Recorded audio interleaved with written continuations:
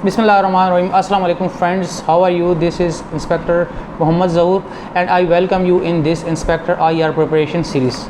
Friends, today this is lecture number 6 और हम देखते हैं कि पिछले 5 लेक्चर्स में हमने क्या पढ़ा था। जो हमारा लेक्चर 1 था वो सेक्शन 114 के साथ डील कर रहा था और सेक्शन 114 जिस तरह कि आप जानते हैं ये रिटर्न ऑफ इनकम है।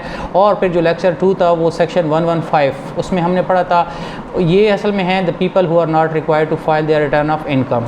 उसके बाद फिर हमने लेक्चर 3 स्टार्ट किया जिसमें हमने सेक्शन 116 पढ़ा और सेक्शन 116 को इसमें हमने वेल स्टेटमेंट के बारे में और उसके बाद हमने लेक्चर 4 में अपने प्रॉपर तरीके से अपने सिलेबस का आगाज़ किया और हमने 9 से लेके 11 सेक्शन पढ़े थे जो कि हमारे सिलेबस का स्टार्टिंग पॉइंट है। और ये आप जानते हैं कि हेड्स ऑफ इनकम के साथ और टैक्सेबल इनकम के साथ और टोटल इनकम के साथ डील कर रहे थे।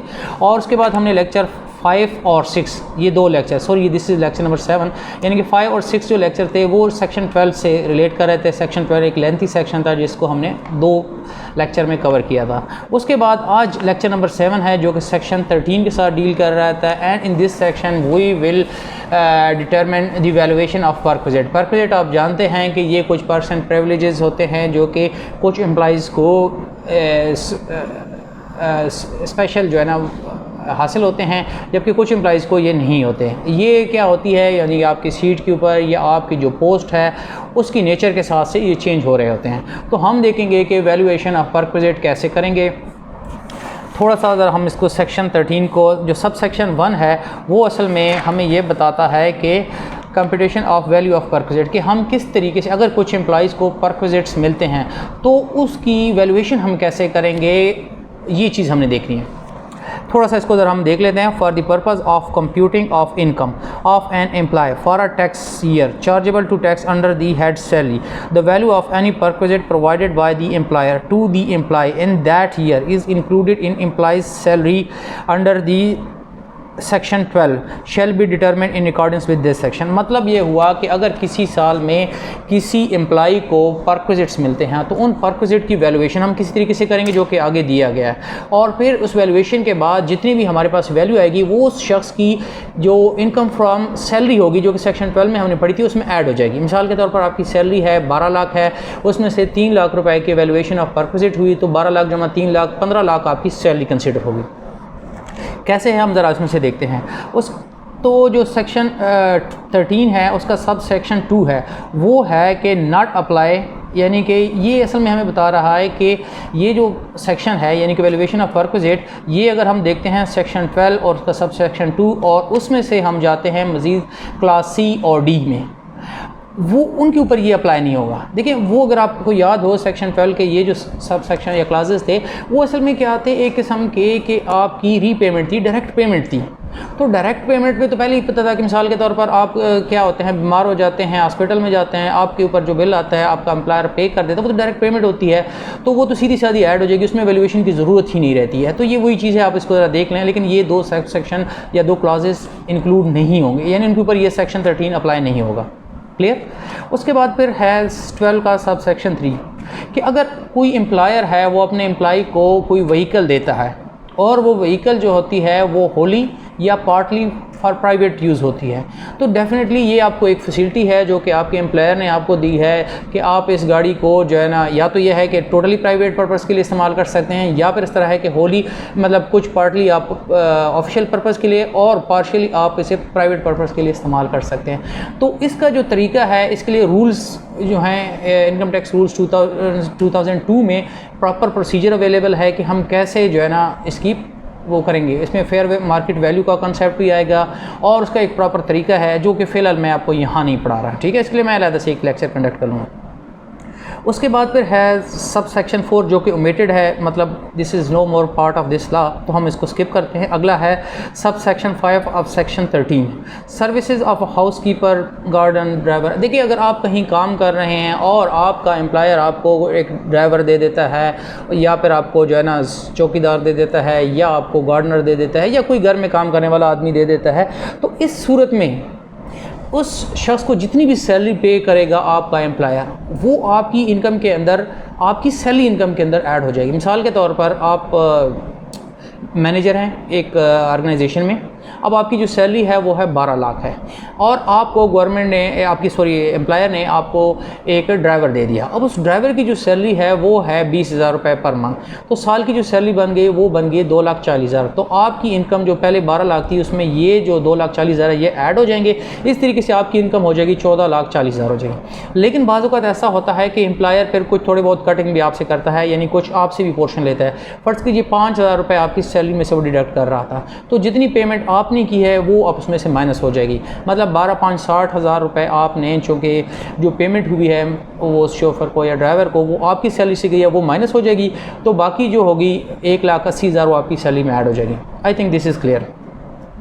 उसके बाद फिर ये है कि जो सब सेक्शन 6 ऑफ सेक्शन 13, इसको स्टडी खुद कर लें ताकि मैं इस लेक्चर को मिनिमम टाइम पे रख सकूं। ये है कि utilities provided by the employer. अगर आपके वो कोई यूटिलिटीज़ हैं, जैसे आपका गैस की फैसिलिटी है, सुई गैस की, या फिर इलेक्ट्रिसिटी की है, गैस की है, या आपको इंटरनेट की या कम्युनिकेशन की फैसिलिटी प्रोवाइड कर रहा है या उसकी पेमेंट कर रहा है आपका एम्प्लॉयर, तो जो फेयर मार्केट वैल्यू होगी उस इसको हम क्या कहेंगे, उस परक्विजिट्स के उस यूटिलिटी की, तो वो आपकी सैलरी में ऐड हो जाएगी। जिस तरह कि आप जानते हैं कि वापडा के जो एम्प्लॉइज़ होते हैं उनको कुछ फ्री यूनिट्स मिलते हैं। अब जितने फ्री यूनिट्स उन्होंने कंज्यूम किए हैं उसकी कॉस्ट बनेगी या उसकी जो वैल्यू बनेगी वो उनकी सैलरी में ऐड हो जाती है। ठीक है। और उसके बाद फिर ये है सेक्शन 7। सेक्शन 7 ये है कि बाज़ औक़ात एम्प्लॉयर ये करता है कि अपने एम्प्लॉई को लोन दे देता है, और वो जो लोन देता है या तो बिल्कुल इंटरेस्ट फ्री होता है या फिर वो बेंचमार्क रेट होता है या जो स्टैंडर्ड रेट होता है फॉर दैट पीरियड उससे कम होता है। तो अब अगर उन्होंने बिल्कुल ही जो है ना इंटरेस्ट रेट नहीं चार्ज किया, तो इस सूरत में आप देखें कि एम्प्लॉई को एक बेनिफिट मिला है जिसको टैक्सेबल होना चाहिए। तो अब मिसाल के तौर पर आपने 10 लाख का लोन लिया, ठीक है, और बेंचमार्क रेट जो है उस वक्त 7% है, आपको बिल्कुल इंटरेस्ट फ्री मिला था। तो इसका मतलब यह है कि इंटरेस्ट रेट बनना, इंटरेस्ट चार्जेस बनने चाहिए थे इसके 10 लाख के ऊपर 70,000 रुपये बने थे, जो कि आपके एम्प्लॉयर ने आपसे नहीं वसूल किए। तो 70 लाख जो हैं वो ऐड हो जाएंगे आपकी सैलरी के अंदर। तो आपकी सैलरी अगर फ़र्ज़ कीजिए 12 लाख ही है तो वो 12,70,000 हो जाएगी। या बाज़ सूरतों में इस तरह होता है कि आपसे जो इंटरेस्ट रेट है वो कम रेट पर चार्ज किया गया, मिसाल के तौर पर 2%, तो अब 2% के हिसाब से मतलब आपको 5% का बेनिफिट मिला, क्योंकि बेंचमार्क रेट है 7%, आपको मिला 2%, 5% का आपको बेनिफिट मिला। तो 10 लाख का आप 5% निकालेंगे तो वो हो जाएगा 50,000। तो 50,000 रुपये आपको इंटरेस्ट की शक्ल में बेनिफिट हुआ जो कि टैक्सेबल है और आपकी सैलरी में ऐड होगा। तो आपकी सैलरी जो 12 लाख थी plus 50,000 that will be 12,000 and 50,000।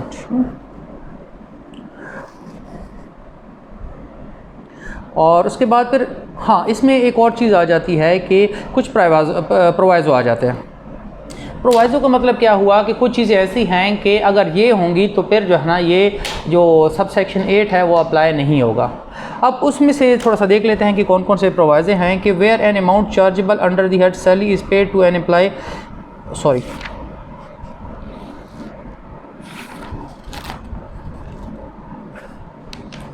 सब सेक्शन 8। हाँ, ये पहली बात जो हमें ये कह रहा है कि the profit on loan computed at benchmark rate where no profit on loan is payable by the employ,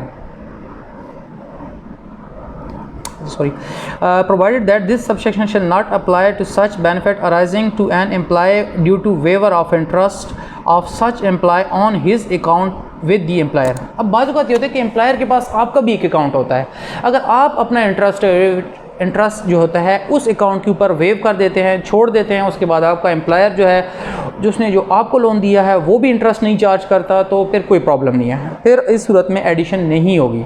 मिसाल के तौर पर जिस तरह के जो गवर्नमेंट सर्वेंट है उनका एक जीपी फ़ंड होता है, अब अगर जीपी फ़ंड के ऊपर वो इंटरेस्ट रेट नहीं ले रहे तो फिर अगर एम्प्लॉयर उनको कोई लोन देता है और उस लोन के ऊपर इंटरेस्ट रेट नहीं चार्ज करता तो फिर इसमें टैक्सीबिलिटी इसकी नहीं होगी। उसके अलावा एक और कंडीशन है, जो एक और प्रोवाइज़ो है कि अगर आपने जो टोटल लोन लिया है वो 1 मिलियन से ज़्यादा नहीं है तो फिर भी इसमें बेनिफिट है, क्योंकि देखिए गवर्नमेंट असल में टैक्स का मतलब ये नहीं होता कि किसी तरीके से लोगों से पैसा बटोरना है, इसके डेफिनेटली इसमें काफ़ी सारी चीज़ें होती हैं, जिस तरह हम आगे फिजिकल पॉलिसी पढ़ेंगे मॉनेटरी पॉलिसी में।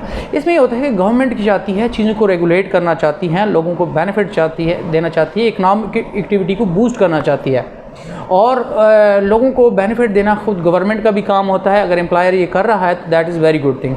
असल में होता यह है कि कंपनी के जो सीनियर ऑफिशियल्स होते हैं या डायरेक्टर्स वगैरह होते हैं, उनके हाथ में आपको पता है कि बहुत बड़ी गेम होती है। अब वो अपनी सैलरी के साथ साथ बहुत बड़े बेनिफिट ले रहे होते हैं, तो अब वो इन बेनिफिट को टैक्स से ना बचा सकें, इसलिए ये चीज़ें सारी की सारी ऐड की गई हैं। उसके बाद फिर हम इसमें से सेक्शन 8 के दोनों प्रोवाइजो हमने पढ़ लिए थे कि अगर आपका इंटरेस्ट आपका एम्प्लॉयर आपको लोन देता है, उसके ऊपर इंटरेस्ट रेट नहीं चार्ज करता या कम रेट चार्ज करता है, उसकी क्या ट्रीटमेंट भी, दैट वी हैव कवर्ड। उसके बाद फिर ये है सब सेक्शन 9 ऑफ सेक्शन 13 के obligation of an employer to the employer, कि एक एम्प्लॉयर है, उसने एम्प्लॉय को कोई उसके एम्प्लॉय की कोई थी ऑब्लिगेशन थी। मिसाल के तौर पर एक एम्प्लॉयर था, उससे एम्प्लॉय ने कुछ लोन लिया या कोई पैसे थे जो उसे पेएबल थे। एम्प्लॉयर ने उसे कहा था ठीक है भाई एंजॉय करो, आपके ये पैसे जो थे 2 लाख थे, 1.5 लाख थे, 10 लाख थे, 20 लाख थे, जितने भी थे, ये आपने मुझे देने थे लेकिन मैंने आपको माफ़ कर दिए।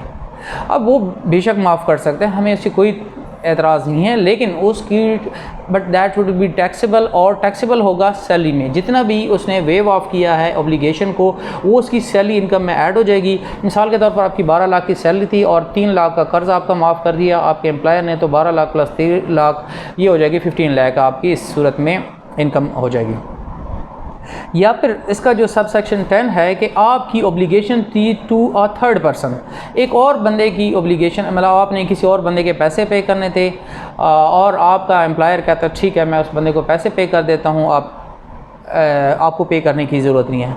तो जितनी पेमेंट उस थर्ड पार्टी को की गई ऑन योर बिहाफ और आपको वेव ऑफ कर दिया, आपने पे नहीं करना मज़ीद, यानी कि आपको टोटली जो है ना आपकी जान छूट गई है उससे। तो इस सूरत में जो है ये जो पेमेंट होगी वो जितना थर्ड पार्टी को की गई है और आपको जो बेनिफिट मिला है वो आपकी सैलरी इनकम में ऐड हो जाएगा। और ये कौन बता रहा है? ये सब सेक्शन 9 ऑफ सेक्शन 13 हमें बता रहा है, सॉरी सब सेक्शन 10 बता रहा है।